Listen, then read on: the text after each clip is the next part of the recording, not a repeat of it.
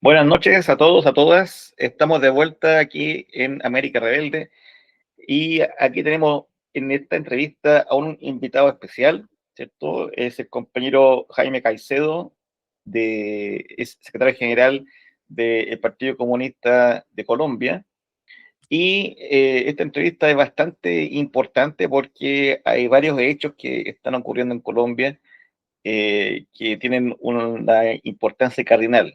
Eh, Primero está este proceso de paz que se eh, firmó hace algunos años atrás, en que las FARC se desmovilizan, ¿cierto? Entregan las armas, se incorporan parte de ellas a la política formal en Colombia, pero es un proceso de paz que está agonizando, según algunos, y según otros está prácticamente muerto.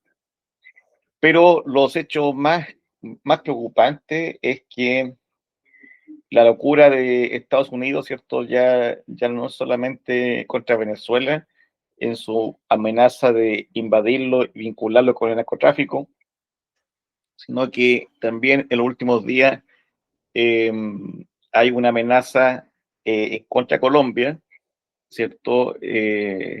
Por parte de Estados Unidos para intervenir en Colombia y también con el mismo formato de vincular en esta ocasión al presidente Gustavo Petro con el tráfico de drogas. ¿Sí? Al parecer, esa es la nueva eh, línea discursiva del imperialismo, el tráfico de drogas. ¿Sí? Antes era el comunismo internacional, pero ahora es el tráfico de drogas. Así que sobre esos temas vamos a conversar y también un poco de historia sobre Colombia y en especial sobre el Partido Comunista de Colombia. Buenas noches, compañero, ¿cómo está? Muy buenas noches, encantado, compañero Boris. Eh, para comprender el presente, ¿cierto? Hay que entender un poco el pasado. Eh, ¿Nos podría contar cómo nace el Partido Comunista de Colombia? ¿Cuándo nace? ¿Cuál era el contexto político en que permite que aparezca este partido? Bueno, en comparación con otras formaciones comunistas de América Latina y sobre todo América del Sur, nosotros, el Partido Comunista Colombiano, surge en lo que llaman la segunda oleada de creación de partidos comunistas de América Latina, en 1930, cuando, por ejemplo, en Chile, allá el Partido Comunista ya es más que centenario. Nosotros surge, digamos, de algunas corrientes revolucionarias que venían detrás, entre ellas un partido que se llamó Socialista Revolucionario, que incluso participó en la conferencia organizada por la Internacional Comunista de 1929 en Buenos Aires. Entonces, 1929 ya te dice un poco época crisis mundial del capitalismo. En Colombia pegó durísimo el tema del desempleo y de los despidos, inclusive en sectores como el petrolero, el de hidrocarburos en esa época, y naturalmente todo esto tuvo consecuencias muy fuertes. Incluso tenemos una masacre por una huelga en 1929, justamente, la masacre que se denominó de las bananeras, la United Fruit Company de Estados Unidos, en la zona bananera del departamento de Magdalena, donde murieron centenares o miles de obreros fusilados por el ejército colombiano bajo órdenes de la empresa transnacional estadounidense. Esto marcó la vida social de Colombia y marcó mucho la convicción. En 1930, en una reunión plenaria del llamado Comité Central del Partido Socialista Revolucionario, se toma la decisión de adherir a la Internacional, a los 23 principios de la Internacional Comunista, y entonces aquel partido se define a partir de ese momento como Partido Comunista de Colombia. Ya. Posteriormente, ya en los años 80 acá, el nombre se transformó Partido Comunista Colombiano, con sus razones también del orden filosófico, etcétera. Pero en aquel momento surgió en estas condiciones como un partido integrado por delegados de todo el país.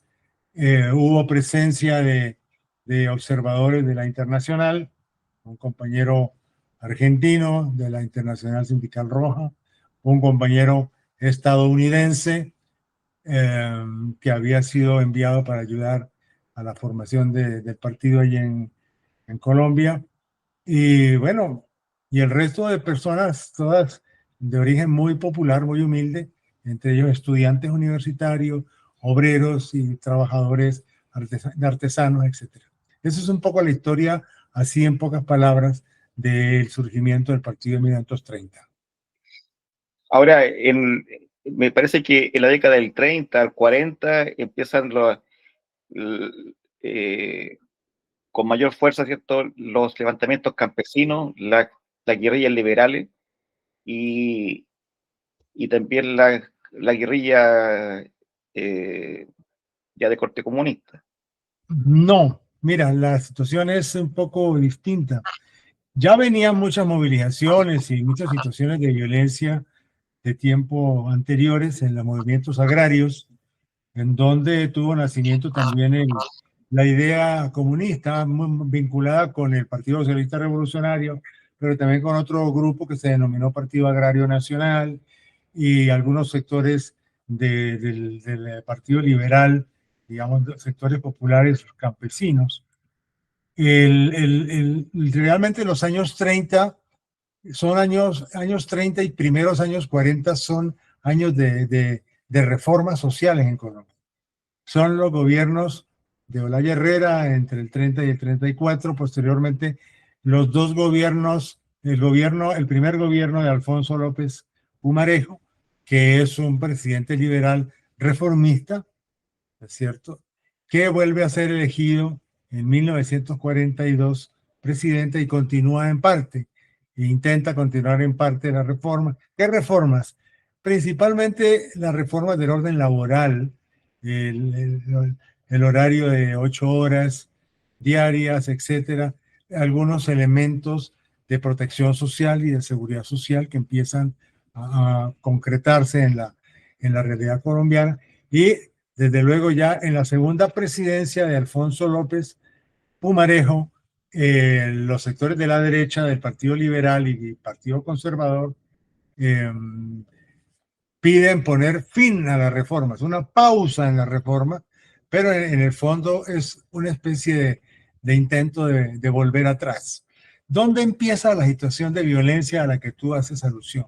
Ha habido violencia durante todos estos periodos, pero no en la intensidad que va a marcar el Bogotazo que ocurre el 9 de abril de 1948 en el marco de realización de la 9ª Conferencia Panamericana en Bogotá, con presencia del secretario de Estado, el general George Marshall de Estados Unidos, el secretario de Estado, y desde luego en manos de un gobierno conservador que va a hacer todo lo que dicen los Estados Unidos y van a facilitar todo lo que implique, digamos, una verdadera matazón en gran escala. El Bogotazo realmente es un gran día, y no un día, duró como 15 días la represión violenta en la ciudad, digamos, y luego la persecución que se desata, toda ella en el marco de una visión anticomunista, que como sabes era la esencia del planteamiento de Estados Unidos al crearse en esa misma conferencia panamericana la llamada OEA, Organización de Estados Americanos, que surge en su cláusula número 32 con la idea de advertir sobre el peligro comunista en América Latina y por lo tanto establecer como parte del acuerdo de creación de esa entidad, una acción coordinada de los países y los gobiernos de América Latina en materia de contención del comunismo y aplicación, por lo tanto, de la doctrina de seguridad nacional. Allí es donde encontramos un hiato fuerte. Ahí es donde se comienza a desatar una situación de persecución política, no solamente contra los comunistas, sino también contra sectores democráticos de otras fuerzas, de gente sin partido, del propio Partido Liberal, por parte del gobierno conservador y los gobiernos conservadores sucesivos, y desde luego la correspondiente respuesta popular en muchas de las regiones rurales del país. Es allí donde encuentras tú el surgimiento de las primeras guerrillas, ellas originadas inicialmente en antiguos grupos que habían participado en la última guerra civil de Colombia, que terminó en 1903, la llamada Guerra de los 1000 días, que terminó con la separación de Panamá, porque esto está lleno de traumas, digamos, que han fragmentado la nación colombiana y crearon también una secesión del país. Y por lo tanto, que tenían alguna experiencia, algún recuerdo de resistencia o habían participado en acciones de guerrilla de esa época y que tenían armas escondidas desde entonces, viejos fusiles empacados en grasa de cerdo, que fueron desempacados y fueron los primeros instrumentos de defensa o de autodefensa que utilizaron los movimientos que se enfrentaron a lo que se denominó en Colombia la violencia oficial del Partido Conservador en el gobierno, particularmente bajo el gobierno a partir de 1950 del entonces presidente Laureano Gómez. El poeta Pablo Neruda en su libro fenomenal que narra la historia en versos de América Latina, se refiere a este periodo, a esta etapa, y a Laureano Gómez como el monstruo. Así es. Ahora, el periodo del cual usted habla de abusación de la lucha de clases, de violencia, de la aparición de la guerrilla, tiene que ver, eh, obviamente, solamente con las condiciones internas de Colombia, pero ¿hay alguna injerencia fuerte por parte del imperialismo norteamericano?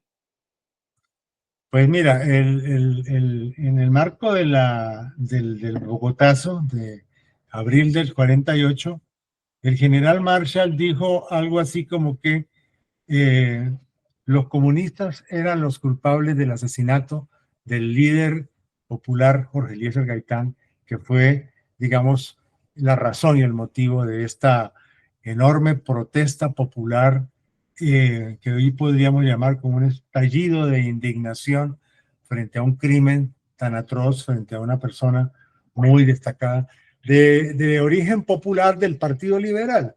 No era propiamente comunista, pero no era tampoco una persona de la derecha, ni mucho menos. Había sido un dirigente popular desde su juventud y muy ligado con el movimiento obrero y las luchas sindicales y la defensa de los campesinos después de la masacre de las bananeras de la que te acabo de hablar. Entonces, el asesinato de Gaitán, atribuírselos a los comunistas en 1948 y en la creación de la OEA, te lanza de todas maneras la sospecha de que algo se venía tramando en relación con esto y que indudablemente el crimen de Gaitán nunca se ha esclarecido las razones de fondo, pero las razones filosóficas y políticas de su desaparición en esas condiciones y el impacto que esto tuvo indica que fue un hecho premeditado y un hecho orientado a crear en la OEA el mecanismo de un anticomunismo convertido en política pública para el continente bajo la dirección de la doctrina, digamos, de contención anticomunista que el presidente Truman había introducido a comienzos del año 1947 cuando asumió la presidencia de Estados Unidos tras el fallecimiento de Franklin Delano Roosevelt. Entonces, estos son fenómenos, digamos, que están concatenados necesariamente. Es la época en que empieza el macartismo en América Latina. Varios gobiernos de América Latina se opusieron a, a ese carácter anticomunista de la OEA. Hubo protestas del gobierno de Guatemala. Todavía no estaba Jacobo Arbenz en el gobierno, pero los militares guatemaltecos que estuvieron o que enviaron, el gobierno guatemalteco que estuvo en Bogotá, sus representantes se opusieron. Lo mismo se movió el gobierno de Perón en Argentina en contra de varias de las cláusulas que estaban implícitas en la creación de la OEA, en el marco de todo este ambiente de crisis y de estallido popular en Colombia y de represión violenta y masiva. Eso fue una masacre con participación y vivencia directa por mucha gente que venía del exterior a ser parte de la conferencia panamericana. Por lo tanto, no estamos ante un hecho casual y por lo tanto lo que sigue de allí en adelante en Colombia, especialmente el envío de tropas del ejército colombiano a combatir al comunismo en Corea. Somos el único país de América Latina que envió tropas y todo un contingente de su ejército a formarse, con el pretexto de formarse en la guerra de Corea, bajo, desde luego, el mandato del Consejo de Seguridad de las Naciones Unidas. Esto hay que decirlo con claridad, pero bajo la comandancia del ejército de los Estados Unidos.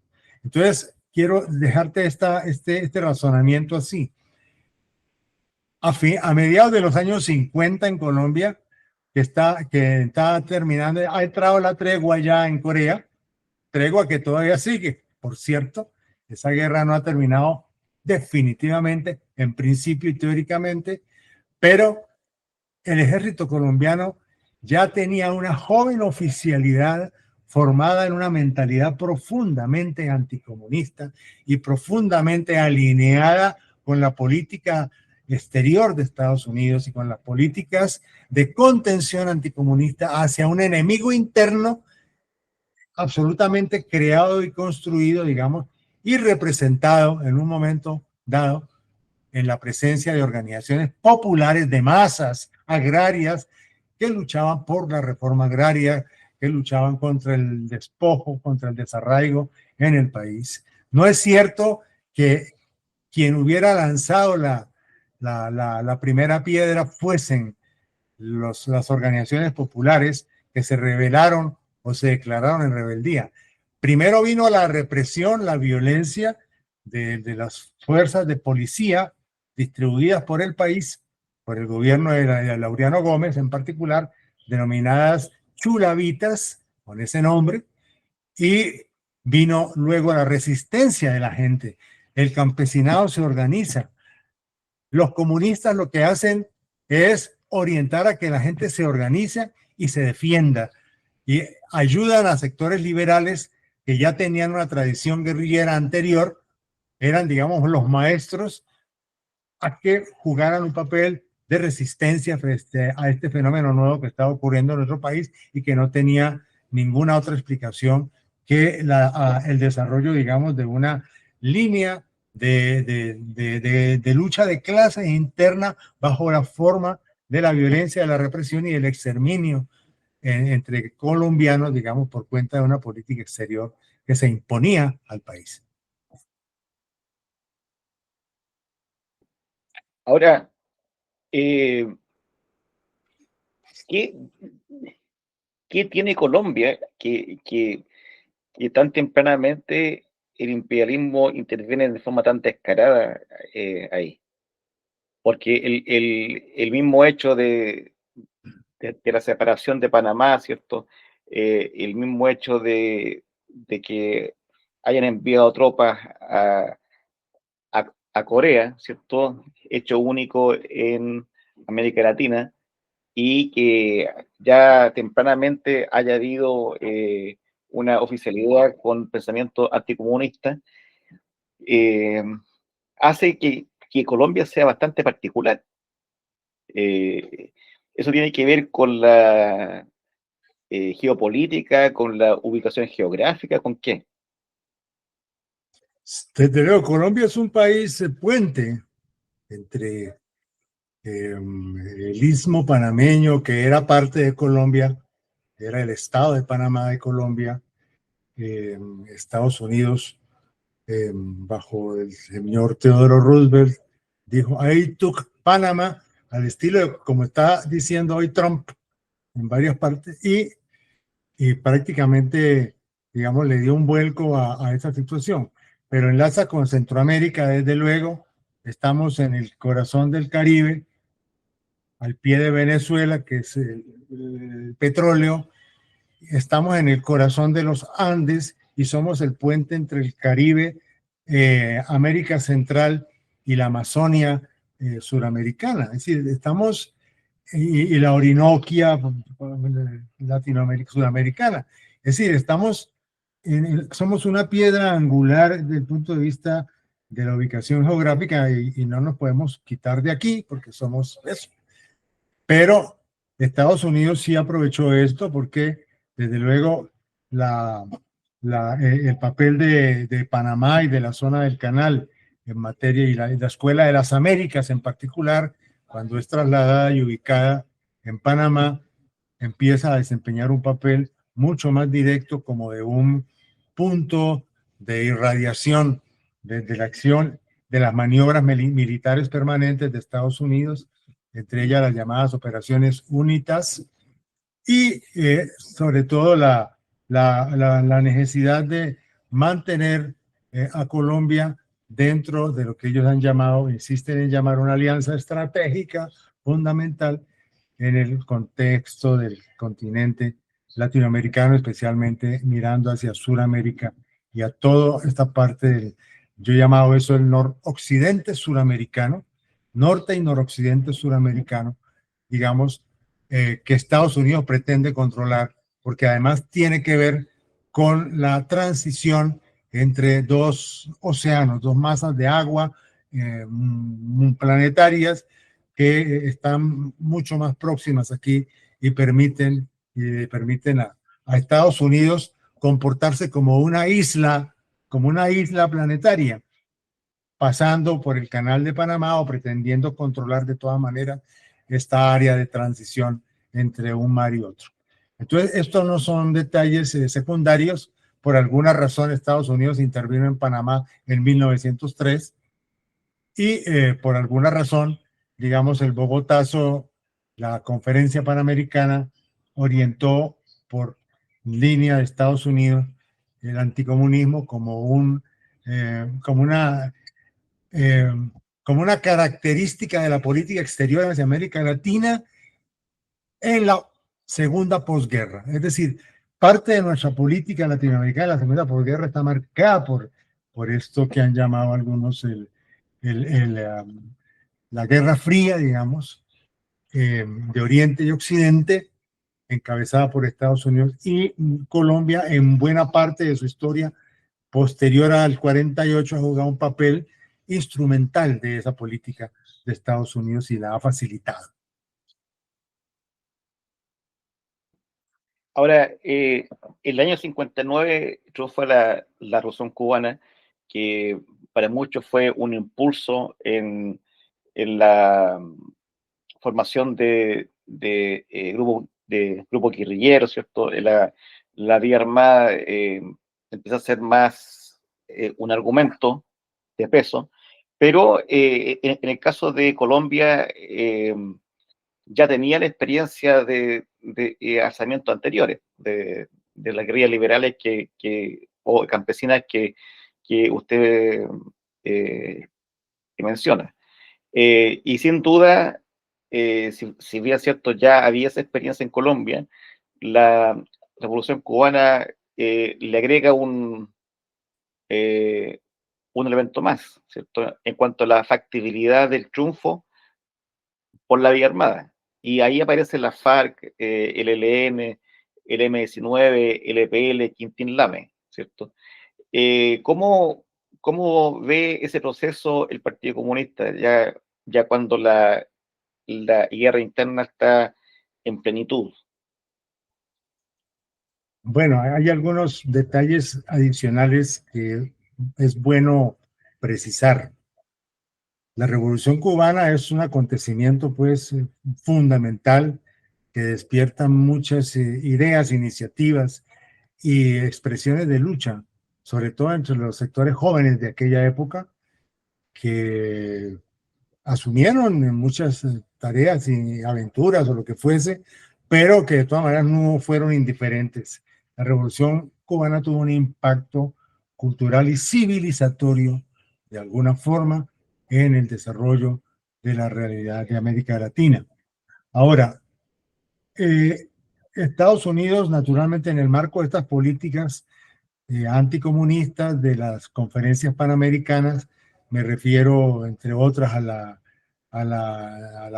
10ª conferencia panamericana del 54 en Caracas, de donde salió, por ejemplo, el golpe de Estado al presidente Jacobo Arbenz de Guatemala, y donde se comenzaron a fraguar, digamos, nuevos mecanismos de intervención, pero al triunfar la Revolución Cubana, el gesto inicial, digamos, en varios países nuestros, pero particularmente en el caso de Colombia, fue buscar el camino para la ruptura de las relaciones diplomáticas entre Colombia y Cuba, y promover a nivel de América Latina, a partir de la OEA, el aislamiento de Cuba en el plano continental. Es decir, esto es toda una política, toda una maniobra y toda una consecuencia de aquella orientación que venía de atrás, ¿no es cierto? En Colombia, digamos, estaba la violencia normal, común y corriente, que venía de distintas, digamos, una violencia estructural, si se quiere, que había empezado a resolverse a través de un acuerdo entre los partidos de la derecha en Colombia, el Partido Liberal y el Partido Conservador, en el llamado Frente Nacional, después del derrocamiento de la dictadura militar del general Gustavo Rojas Pinilla, que gobernó mediante un golpe entre 1953 y 1957, cuando es derrocado, digamos, por los mismos que lo pusieron en el gobierno. Es cierto, esta persona, eh, entre otras cosas, manipuló la creación, que ya venía de atrás, del gobierno de Laureano Gómez, de una Asamblea Nacional Constituyente que en septiembre del año 54 decretó el comunismo fuera de la ley, al comunismo fuera de la ley, siguiendo la onda que te mencioné de la OEA. La dictadura militar ilegalizó el comunismo desde el año 54 y por lo tanto le dio una marca a todo este proceso. Aparentemente paró un tanto con el Frente Nacional la violencia entre conservadores y liberales, pero apareció pronto, digamos, otro fenómeno ya del orden social, que son, a partir de 1962, la misión militar llamada la misión Walborough del general eh, eh, Yarborough. El general Yarborough presidió una misión militar en Colombia que organizó un concepto de seguridad para el país, organizó la idea de pensar que el peligro del enemigo interno estaba representado por las organizaciones campesinas que reclamaban reforma agraria y que se ubicaban en varias zonas de la colonización interna campesina y rural que en Colombia ha existido durante más de un siglo y que sigue en cierta manera existiendo en algunas otras partes hoy. O sea, el mismo territorio internamente es colonizado por habitantes rurales, digamos, que se convierten en agricultores permanentes y profesionales.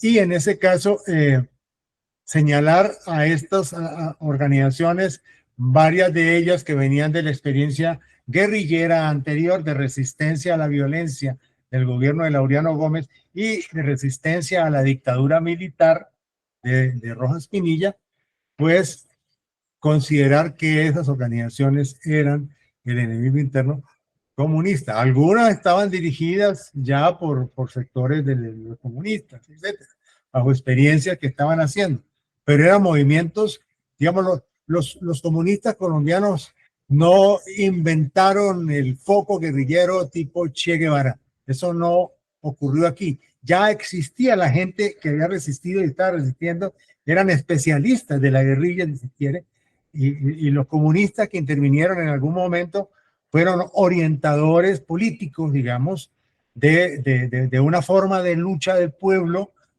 profundamente original en su forjamiento, digamos, y que tenía una función en un momento determinado bajo una situación de represión, de violencia y sobre todo en un plan de mayor intervención y de mayor asesoría por parte de Estados Unidos. Creo que esto es bueno tenerlo en cuenta. Nosotros sabemos que inclusive la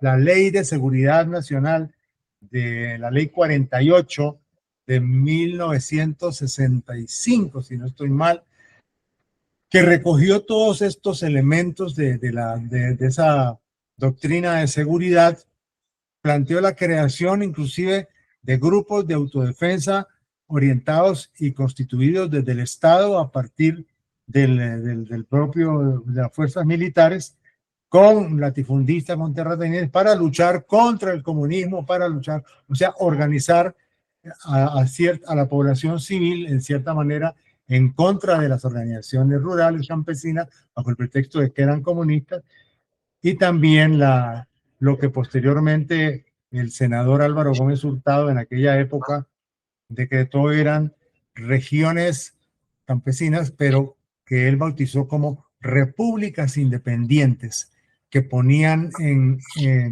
entredicho la unidad nacional y que amenazaban las instituciones, la institucionalidad occidental y cristiana y toda esta cosa. Entonces vienen las operaciones contraguerrilleras. Hay una muy temprana, en 1955, todavía bajo la dictadura, que se llamó la Operación Villarrica, pero a partir de los años 60 y particularmente el año 62 se intenta la primera Operación Soberanía contra una zona campesina muy pequeña de colonos llamada Marquetalia, ¿no es cierto? Esta es la operación que fracasa inicialmente porque el gobierno de Alberto Lleras Camargo dice, no, yo ya voy a terminar mi gobierno, como decimos nosotros en Colombia, este enredo, este chicharrón se lo dejamos al próximo gobierno. Entonces el gobierno siguiente de un conservador que se llamaba Guillermo León Valencia, ¿no es cierto?, el que toma la decisión de lanzar esa operación Soberanía con asesoría, con asesores de Estados Unidos y con todo un despliegue de tropas verdaderamente descomunal contra una zona campesina, de colonización campesina, de gente muy pobre, donde no había, digamos, absolutamente ninguna república independiente, pero esto se convirtió desde luego en un éxodo rural que posteriormente va a replicarse en el año 65 en la zona del departamento del Cauca, actualmente bastante conflictuado, en la zona llamada de Río Chiquito, donde alrededor de 7.000 familias campesinas fueron desplazadas mediante bombardeos atroces, y posteriormente esto se extiende esto ocurre en la cordillera central colombiana. En Colombia hay 3 cordilleras, ¿ya?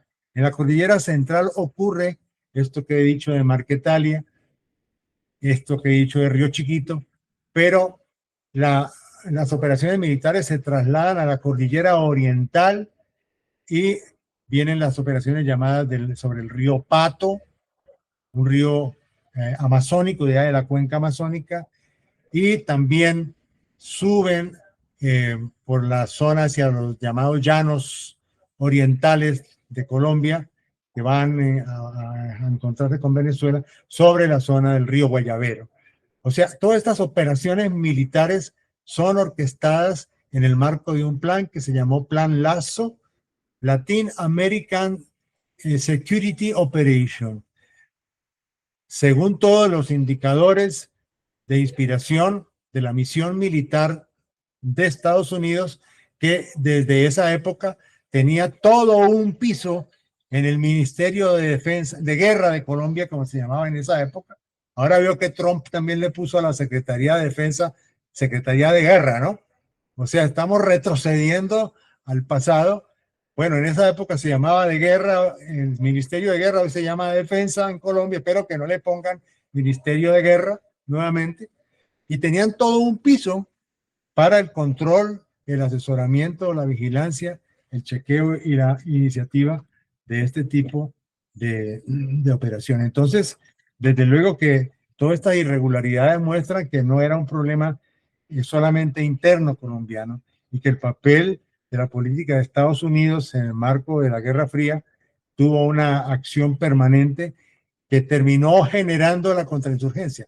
Te estoy hablando de un periodo de tiempo en donde no existían las FARC, no existía el Ejército de Liberación Nacional, no existía el EPL, ¿ya?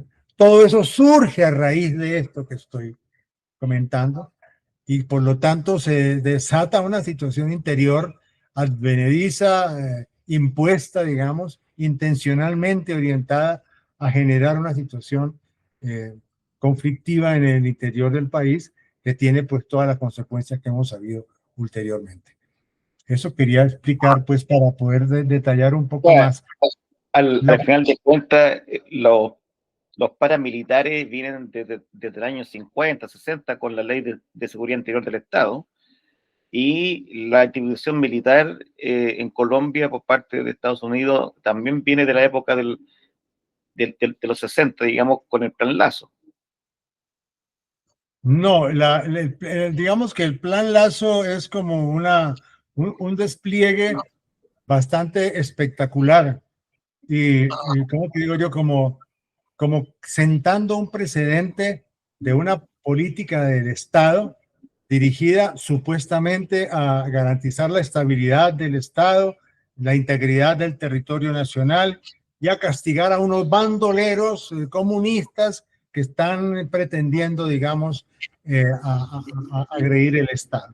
Se conoció en estos años 64, 65 especialmente, una carta que enviaron un grupo de intelectuales y filósofos franceses encabezados por el escritor y filósofo Jean-Paul Sartre, la señora Simone de Beauvoir, Merleau-Ponty, en fin, una lista larguísima de gente que en Francia y en Europa denunció esto. ¿Qué está ocurriendo en Colombia? Esto no es normal. Los campesinos no son el enemigo. ¿Por qué se está creando una guerra interna en el país oficialmente? ¿Y por qué se está patrocinando por parte de Estados Unidos ese tipo de operativos militares que están haciendo mucho daño a la población sin producir ningún resultado en el plano del mejoramiento de las condiciones de vida de la gente? Estábamos en plena etapa, quiero recordarlo para ubicarnos, de la Alianza para el Progreso. Y la Alianza para el Progreso vino acompañada también de planes de Estados Unidos como el Plan Simpático en Colombia y el Plan Camelot en Chile, que consistió en introducir cuerpos de paz y desarrollar planes con sectores de investigación social de las universidades. Te lo digo, yo soy antropólogo, soy egresado de la Universidad Nacional de Colombia, conocí cuando estaba estudiando esta situación y la luchamos y la combatimos, porque trajeron la política de que los estudios sociológicos se hicieran para averiguar el grado de simpatía o de repudio que encontraran los Estados Unidos dentro de la población, entre los sectores más populares y más humildes del país, pensando en algo que no teníamos ni idea, pero bajo digamos, la dirección de una universidad que creo que se llama Universidad American University, creo que es una universidad del ejército de los Estados Unidos, y el apoyo de la Rand Corporation, para financiar ese tipo de actividades que desde luego fueron repudiadas por las universidades y por los estudiantes de aquella época y por mucha gente, en el sentido de un tipo de espionaje y de consideración como si fuésemos cobayas o fuésemos ratón de laboratorio para examinar a ver cómo éramos y qué grado de simpatía o de fastidio teníamos hacia Estados Unidos. Yo recuerdo muy bien que de todas maneras eso ha sido una constante, pero en ese momento fracasó. Sin embargo, en el caso de Colombia, donde se intentó introducir con ello también toda una reforma de la educación superior universitaria para ponerla un poco al servicio, inclusive trayendo cuerpos de paz como profesores a las universidades públicas colombianas, porque les daban la franquicia de que si venían acá a cumplir esas tareas como profesores en las universidades públicas colombianas, los exoneraban de ir a prestar el servicio militar e ir a la guerra en Vietnam. Mira el chantaje, mira el chantaje. Entonces vinieron muchos cuerpos de paz, muchos jóvenes de estos, acá a cumplir este tipo de tareas en medio de situaciones muy complicadas. Lo particular de Colombia en ese sentido, y que lo quiero mencionar, es que la cosa no quedó en el nivel del plan Camelot ni el plan simpático, como le llamaron en Colombia, sino que aquí se convirtieron en operativos militares contra insurgentes, ya tomando mucho más forma, digamos, bajo la asesoría de Estados Unidos y bajo el papel para ese momento todavía activo de la Escuela de las Américas. Es decir, la otra formación que recibió la oficialidad colombiana después de la Guerra de Corea fue la formación en la Escuela de las Américas, en guerra contra insurgencia, en persecución de enemigo interno y de todas las políticas, digamos, de represión, pero también de tortura, de presos y de detenciones arbitrarias, etcétera. Claro. Y ya no para ese solo, entonces se había producido el golpe de Estado en Brasil, y estaba en pleno desarrollo la guerra de Vietnam. Entonces, la orientación y la experiencia norteamericana era mucho más amplia, y por tanto el entrenamiento y el adoctrinamiento eh, por parte del Pentágono, de la Escuela de América, a las Fuerzas Armadas colombianas era mucho más profunda. inclusive Colombia se convirtió un poco en sitio de experimentación y también de formación para militares de otros países de América Latina en función de la guerra contra insurgente y todo eso. Ya. Bueno, entonces todo esto marca, digamos, un poco digamos, las realidades, porque no estamos ante situaciones del orden caprichoso, son situaciones de guerra interior y de guerra civil que duran casi un siglo, ¿ya? 80 años llevamos nosotros en Colombia sin poder resolver un problema, y cada vez que se intenta resolver, entonces vienen a plantear que no, y sobre todo viene ahora nuevamente Estados Unidos en cabeza del señor Trump a meter, digamos, la cosa por el lado de la guerra antinarcóticos, que es el nuevo pretexto que han inventado ahora, digamos, que no lo inventaron ahora, viene de la época de Reagan, etcétera. Inclusive Reagan manejó bastante de esta lógica pretendiendo intervenir, pero también se tropezó y sin embargo la política de Estados Unidos no está tan caracterizada si fue el uno o el otro, porque en el fondo es una política que se ha ido madurando en función de las dificultades mayores que ha ido encontrando Estados Unidos en sus relaciones con América Latina y la tendencia cada vez más autonomista, más independentista, más soberana que desde América Latina se viene planteando en la relación con Estados Unidos, que ya no puede seguir siendo como pudo haberlo sido en el pasado.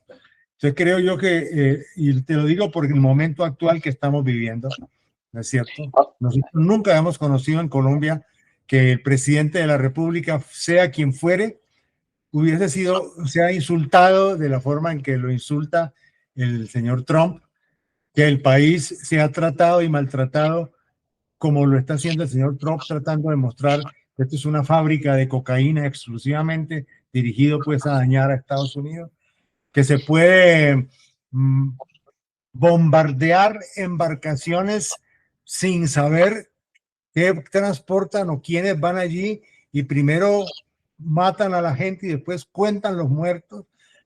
Van 43 personas asesinadas de esta manera absolutamente criminal, porque no hay otra razón ni otra explicación para dar a eso.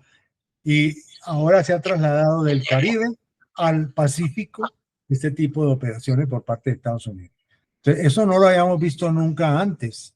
Y eso es una situación, por tanto, que pone en alerta, digamos, sobre hacia dónde evoluciona, a pesar del espíritu de que podamos entendernos, porque no nos oponemos a entendernos, para dónde quiere llevar Estados Unidos y particularmente el presidente Trump, esta orientación, digamos, de insolencia y de agresividad verbal y de agresividad amenazante militar y naval sobre América Latina. Ahora, aparte de la amenaza actual de Trump de acusar a Gustavo Petro como el cabecilla, ¿cierto?, del narcotráfico y su intención de invadir Colombia, Colombia hace ya tiempo tiene 7 o 9 bases militares norteamericanas, ¿cierto? ¿Por qué, digamos, si Estados Unidos quisiera derrocar a Gustavo Petro, ¿cierto? Bastaría con que esas bases militares se activaran y lo tumba, ¿cierto? ¿Por qué cree usted que está la amenaza externa de Trump y, y no esta activación de las bases militares? Bueno, desde el punto de vista, digamos, de la articulación geopolítica, Colombia, digamos, tiene tiene un tratado de asistencia militar con Estados Unidos del viejo estilo, digamos, de la época de la Guerra Fría, desde el año 1952. Y fuera de eso, bueno, hay otros convenios, etcétera, pero también es muy importante destacar el concepto y el papel que cumplió y en parte sigue cumpliendo el Plan Colombia, que eso tampoco es un hecho casual, ¿no es cierto? El Plan Colombia es concebido justamente en el mismo momento en que van a entrar, para que entre en acción, en el mismo momento en que Panamá recupera su dominio sobre su zona del canal tras la aprobación y entrada en vigencia del Tratado Torrijos-Carter. El último día del año de 1999, a despertar en 2000, ¿no es cierto? Entró a regir ese tratado y Panamá recuperó soberanía, y las bases militares que había en Estados Unidos, que eran en Panamá, que eran como 7 o más, salieron de Panamá. Esto es un hecho muy importante tener en cuenta, pero también la concomitancia entre lo que sale expulsado de Panamá por un acuerdo entre los dos estados, entre Estados Unidos y Panamá, y por el otro lado, el hecho de que en Colombia empieza a aplicarse el Plan Colombia. Y el Plan Colombia entra con varias facetas. Una faceta es el acondicionamiento en el contexto económico del llamado consenso de Washington del año 89, digamos, y años sucesivos, digamos, como expresión de la política neoliberal aceptada por el Estado colombiano de una manera servil. Dos, el pretexto antidrogas, ¿es cierto?, de la guerra antidrogas, que enmascara, y esto no lo dijimos solamente nosotros cuando denunciamos esto, el mismo embajador ya hoy en día fallecido, Miles Frechet, denunció y se opuso a esa imbricación artificial y artificiosa entre la guerra a las drogas y la guerra contra insurgentes de la que venimos hablando. Y dijo, no, una cosa es una cosa y otra cosa es otra cosa. Entonces, esa mezcla, digamos, aparece de alguna manera en la lógica del Plan Colombia, porque el Plan Colombia se concibe como un plan para contener el tema de las drogas, etcétera, pero que tiene otros componentes. Componentes, por ejemplo, de subordinación judicial del país a las condiciones que impone Estados Unidos, por ejemplo, con el Tratado de Extradición.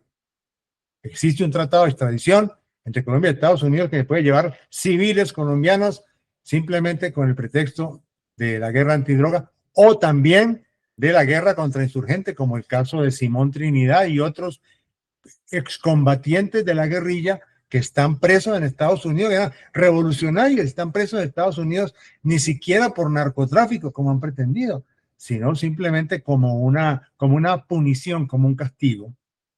Y tiene otros componentes, de todas maneras, en la permanencia del papel de la DEA y de otras 17 eh, agencias de Estados Unidos que están vinculadas en Colombia sin ningún tipo de control por el Estado colombiano.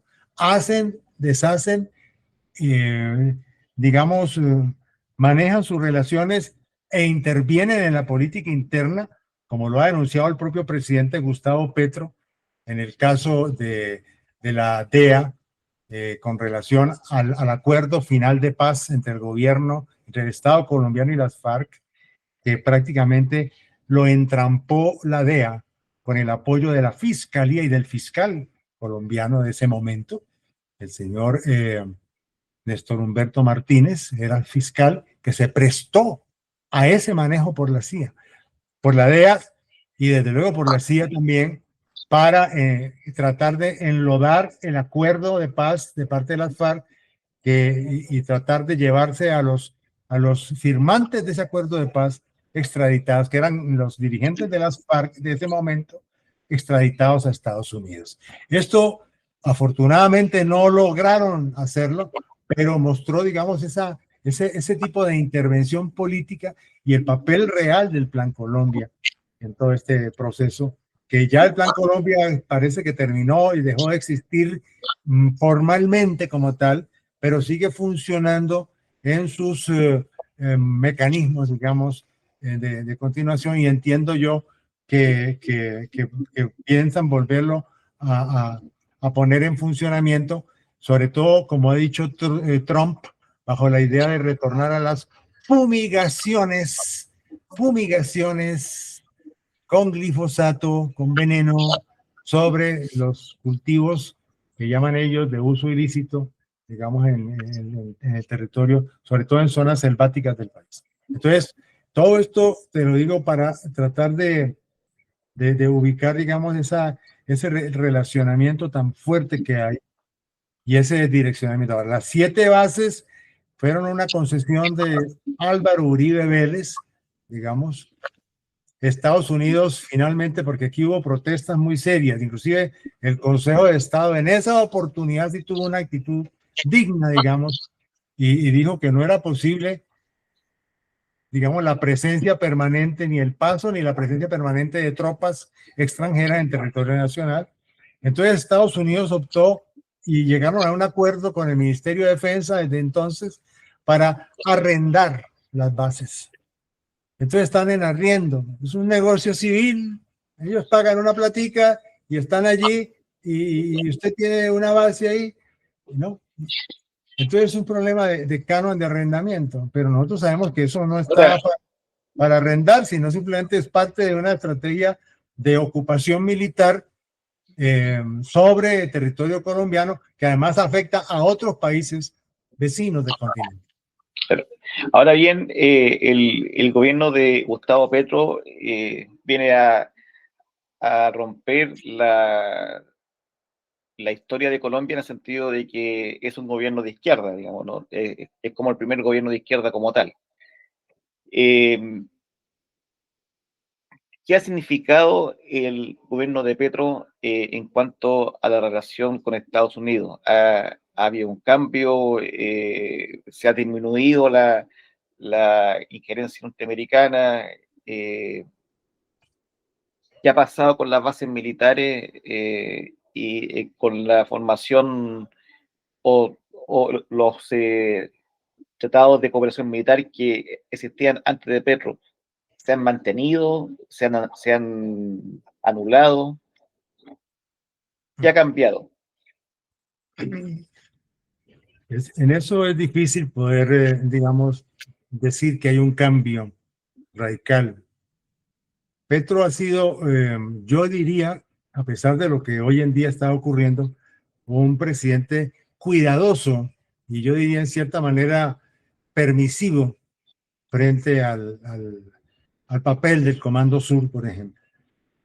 Y muy poco proactivo en relación con la necesidad de cambiar ciertas cosas. Por ejemplo, tenemos un parque nacional en la isla Gorgona sobre el Pacífico, que es un paraíso natural donde llegan las ballenas del hemisferio norte cada año a procrear, y esto es una cosa, un espectáculo, en fin, de la naturaleza impresionante. Pues allí están construyendo con financiamiento del ejército, de la Armada de los Estados Unidos, un atracadero naval que naturalmente está enfrentado a toda la ecología y a toda la permanencia de especies, además porque son radares que interfieren con los cantos de las ballenas y mejor dicho, es un atropello y un deterioro agresivo contra la naturaleza en un parque natural colombiano que no debería aceptar. Eso viene de antes, de los gobiernos anteriores, del gobierno de Uribe y sobre todo del gobierno de Juan Manuel Santos. Pero eso no se ha modificado y ha habido protestas y de los campesinos, sobre todo de los pescadores en la zona del Pacífico. ¿No es cierto? También está el hecho del interés que ha presentado Estados Unidos de militarizar a través de Colombia las relaciones de la Amazonia suramericana. ¿En qué sentido? En el sentido de lo que en algún momento llegó a plantear el presidente de crear como una especie de OTAN amazónica para que fuerzas militares estén mirando, patrullando para controlar la deforestación. No hubo, sobre eso te cuento que no hubo consenso en América Latina. El presidente Lula rechazó de plano semejante idea de meter tropas de Estados Unidos y de otros países a territorio brasilero para vigilar bajo el pretexto de la cosa ecológica. Y entonces hay que mirar porque Estados Unidos, de todas maneras, una de las bases en donde está ubicada hoy en día, entiendo yo que está en cerca de la ciudad de Leticia, en el trapecio amazónico colombiano, en plena convergencia de fronteras de Colombia, Brasil y Perú. Entonces, esto pone de todas maneras a pensar, bueno, ¿cómo así que hay una presencia de asesores norteamericanos en un sitio tan estratégico que afecta a países vecinos y que tienen intereses naturalmente en defender su soberanía? ¿Ya? Entonces, esto es otro aspecto, digamos, y porque Estados Unidos ha venido pretendiendo extender las operaciones únicas que son generalmente del orden naval en las áreas tanto del Pacífico como del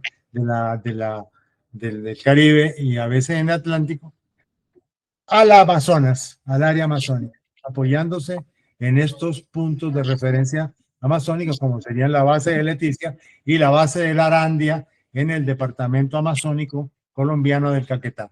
O sea, son dos espacios verdaderamente estratégicos que veo que el Brasil y el propio ejército del Brasil, que no es un ejército revolucionario, ni mucho menos, ha insistido mucho en que esto amenaza, digamos, la soberanía de los países amazónicos sobre la cuenca. Ahora, Entonces, si el presidente Petro ha sido permisivo con los intereses o con la influencia norteamericana, ¿cómo se explica esa permisividad en relación al discurso que él da en la ONU, donde ese primer hecho de que enfrenta públicamente a Estados Unidos y después habla en una marcha y llama a los soldados norteamericanos a no disparar contra la humanidad. ¿Cómo se entiende ese cambio? Me explico. Digamos, yo no he dicho de que sea permisivo, digamos, eh, como una acción de, de, de su parte en permitirlo, hacerlo permisivo, sino en que son situaciones que venían de atrás. Porque aquí Ah, hay ya, otro fenómeno que tienes que entender, que tenemos que hacer entender. Es que desde el año 2017, en el marco de la aprobación de los acuerdos de paz entre el Estado colombiano y las FARC, camuflándose detrás de eso, el presidente Juan Manuel Santos introdujo una ley en que Colombia se hizo socia de la OTAN. claro. Somos un país socio de la OTAN, lo que llaman socio global de la OTAN. Una cosa absolutamente que nunca se discutió, que nunca fue, el Congreso de mayoría de la derecha pues lo aprobó, pero esto no es algo que corresponda a un consenso. Inclusive en el seno de las fuerzas militares, esto tiene unas consecuencias muy fuertes en toda la diplomacia latinoamericana. Colombia la miran también con cierto recelo, sobre todo países que no quieren estar en una zona de guerra de OTAN, si llega a haber algún conflicto internacional. En tercer lugar, porque Colombia no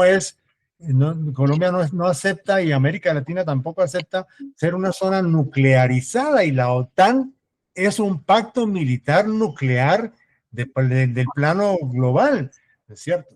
Esto tiene mucho que ver con el papel de lo que se llama el acuerdo de América Latina y el Caribe como zona de paz, que es un acuerdo de 2014 firmado en La Habana por todos los países latinoamericanos, ¿es cierto? Que ahora Estados Unidos, con la presencia de submarinos atómicos frente a Venezuela y frente a Colombia, está también violando de una manera flagrante.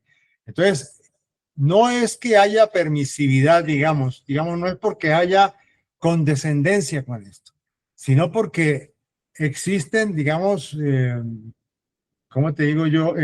Condicionamientos previos muy complicados que desde luego Petro está poniendo en cuestión en este momento. Y yo creo que es muy importante aprovechar esta coyuntura, porque realmente voy a hacer una afirmación que le hemos venido sosteniendo y argumentando nosotros desde hace ya algún tiempo. Es que la paz en Colombia no podrá realizarse efectivamente mientras no se establezcan unas lógicas nuevas de relacionamiento entre Colombia y Estados Unidos. Y tiene que ver con el papel de la DEA, de las 17 agencias adicionales que viven y trasladan y viven en Colombia y permanentemente están actuando, y de la política exterior de Estados Unidos basada en la lucha antidroga, con ese pretexto que es el mismo pretexto del antiterrorismo, en el fondo, el mismo pretexto del antiterrorismo disfrazado de droga, que ahora se le quiere aplicar al presidente Petro. Es decir, nosotros consideramos que hay necesidad de replantear ese tipo de relaciones. No son admisibles. No podrá haber paz mientras la DEA siga patrocinando el comercio de la droga bajo el pretexto de luchar contra ella, pero manteniendo unas condiciones de conflicto y de inseguridad, digamos, en regiones como Colombia, ahora en Venezuela y en otros países seguramente, en función de asegurar esa presencia militar permanente y ese pretexto permanente de hacerse factor intervencionista en los asuntos internos de los países, inclusive pretender imponer gobiernos a su antojo y a su manera, un poco en el modelo de lo que llaman el Medio Oriente, que yo llamaría el Asia Occidental, digamos, en Siria y en otras partes, en Irak, etcétera, etcétera. Eso nos quieren hacer acá, y eso es parte de una doctrina de Estados Unidos que nosotros no podemos aceptar. Compañero, estamos llegando al final de la entrevista, pero le quisiera hacer esta última pregunta.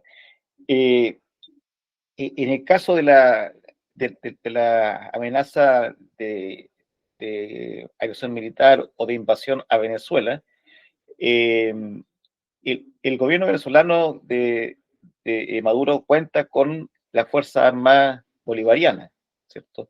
Y las Fuerzas Armadas, ¿cierto? Venezolanas, al ser parte del proceso bolivariano, ¿cierto?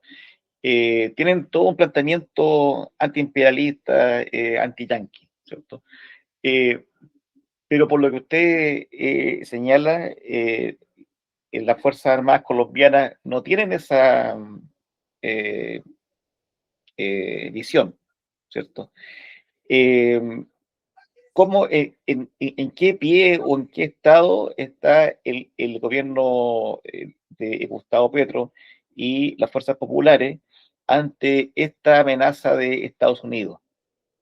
Porque no cuenta con las Fuerzas Armadas para que defienda a Colombia, ¿cierto? Las Fuerzas Armadas colombianas, lo más probable es que van a ayudar a abrir las puertas para que entren los, los norteamericanos, no así en Venezuela. Bueno, pero esperamos que no, ¿no? Porque de todas maneras hay una constitución, hay un orden, digamos, mínimo republicano, en el cual las fuerzas militares de Colombia tienen el deber de defender el territorio, defender la nación, defender al pueblo colombiano. El problema es que se complejiza todo esto, desde luego, con toda la animadversión que Estados Unidos desata contra Venezuela, gobierno actual, etcétera, etcétera, o contra el otro vecino que tenemos acaso en el Caribe, que es Nicaragua, ¿es cierto? Estados Unidos ya tiene tropas en Panamá, en el canal, y entiendo yo que 4 bases que han restablecido de las que tenían antiguamente en distintos puntos de ese país. Trump lo había dicho desde hace varios meses, de comienzos de año, que tenía interés en tomar nuevamente el control del canal de Panamá. Ya lo está haciendo en la práctica con la anuencia del presidente de Panamá y de su gobierno.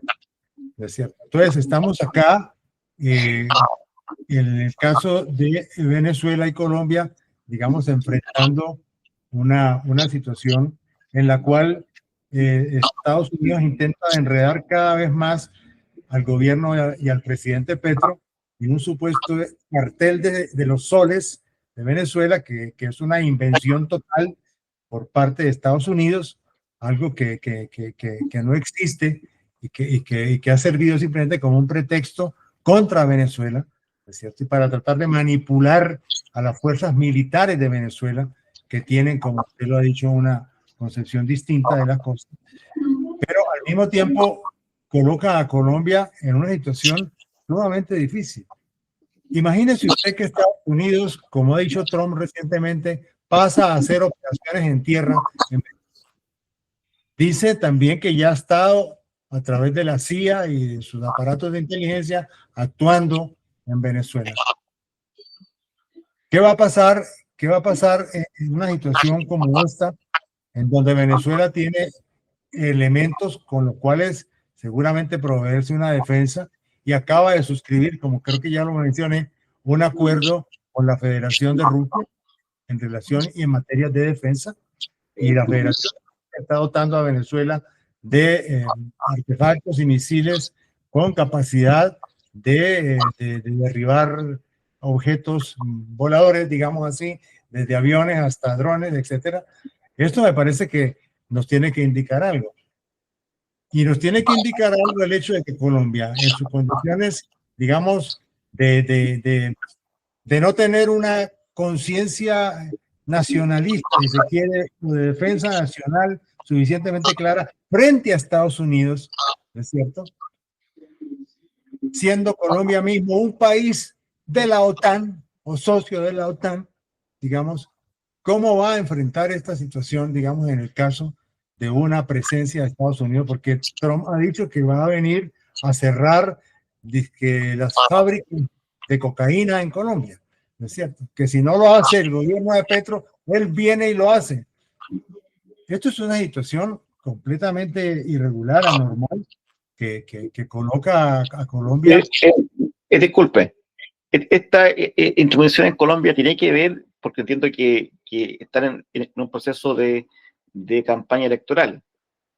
Tiene que ver con ese contexto de influir en la campaña electoral presidencial, Claro que sí, o, desde luego. va más allá. Desde luego, Trump tiene la idea concreta de que Petro debe salir. Hay dos posibilidades, siempre las ha habido en estos últimos 3 años. O sacarlo mediante un golpe de Estado, lo cual ha venido trabajando con varios cipayos de estos de acá y varios personajes, inclusive empresarios, el exministro Leiva Durán, desafortunadamente, metido en eso, etcétera, preparando, digamos, como la idea de lo que siempre hemos llamado la amenaza de un golpe, ¿ya? De un golpe para sacar a Petro del camino, bajo cualquier pretexto, ¿no es cierto? Eso está claro. Y dos, el proceso electoral del año entrante, en donde Estados Unidos está tratando de colocar sus fichas, de colocar sus candidatos y candidatas, ¿no es cierto? Y buscando la manera de controlar el fenómeno electoral un poco bajo la modalidad que logró hacerlo en el caso de Ecuador, para asegurar su ficha en la presidencia del país, digamos, derrotando a la candidata de la Revolución Ciudadana, en el caso de la señora Luisa González. Esto me parece que son cuestiones factibles y están conscientemente trabajando en esa dirección. Si no es una cosa, es la otra. Entonces nosotros estamos haciendo un llamado a generar una conciencia que no existe suficientemente arraigada en Colombia, que es la de la autodeterminación nacional y la del replanteamiento de las relaciones con Estados Unidos en términos de una política nacional propia separada de la estrategia de intervención militar de Estados Unidos. El primer gesto de Petro cuando llegó a la presidencia de la República, que fue el factor más importante a mi modo de ver en ese momento, hace 3 años, en 2022, fue que determinó la elección de Gustavo Petro y su acceso al poder en Colombia, la suspensión de la intervención militar que venía fraguándose para Venezuela, que estaba preparada completamente, que tenía todos sus dispositivos puestos a funcionar, no solamente desde el plano, digamos, del lado colombiano, sino inclusive de la complicidad del lado de Brasil, en cierta manera, bajo la vigencia de Bolsonaro. Entonces, esto fue muy importante, digamos, porque despejó la posibilidad de poder enfrentar desde América Latina con una visión distinta, mucho más unificada, mucho más solidaria, digamos, el relacionamiento con Estados Unidos. Yo creo que eso es un tema central de estos meses que vienen y seguramente años de que necesario un replanteamiento, una nueva formulación, una nueva visión de la geopolítica nuestra, latinoamericana y caribeña y pacífica y atlántica, si se quiere, y sudamericana con relación a Estados Unidos. No queremos la guerra, pero tampoco queremos la intervención militar ni la ocupación militar de nuestros países. Y la imposición de una política de amenaza permanente y de orientaciones que buscan el derrocamiento de nuestros gobiernos. ¿Por qué? ¿A cuenta de qué? Así no pueden ser las relaciones internacionales. Y sabemos que hay una crisis de las Naciones Unidas. En América Latina está la CELAC, están UNASUR, etcétera, pero no tienen todavía la contundencia suficiente para hacer frente, digamos, a una postura. Lo pueden hacer en el plano político. Y la OEA sigue siendo el instrumento de toda la vida de Estados Unidos en este momento. Así no se puede desarrollar una política interamericana realmente de autodeterminación y de entendimiento. Por lo tanto, estamos en una situación crítica y creo yo que ahí es donde toca marcar la alarma para todos nuestros países. ¿Cómo vamos a actuar?